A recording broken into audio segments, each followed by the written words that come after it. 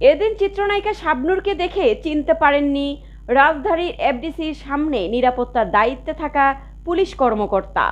ঢাকাই সিনেমার নন্দিত নায়িকা শাবনূর, দুই যুগের বর্ণিল ক্যারিয়ার তার।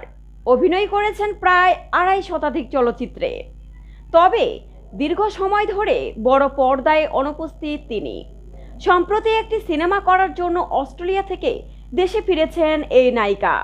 এদিকে ১৯শে এপ্রিল উৎসাহ উদ্দীপনার মধ্য দিয়ে অনুষ্ঠিত হয়েছে চলচ্চিত্র শিল্পী সমিতি নির্বাচন।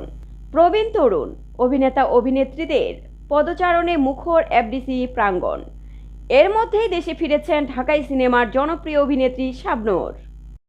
এদিন চিত্রনায়িকা শাবনূরকে দেখে চিনতে পারেননি রাজধানীর এফডিসির সামনে নিরাপত্তার দায়িত্বে থাকা পুলিশ কর্মকর্তা। শুক্রবার দুপুরে চলচ্চিত্র শিল্পী সমিতির নির্বাচনে ভোট দিতে এলে এফডিসির মূল ফটকের সামনে তার গাড়ি আটকে দেওয়া হয়।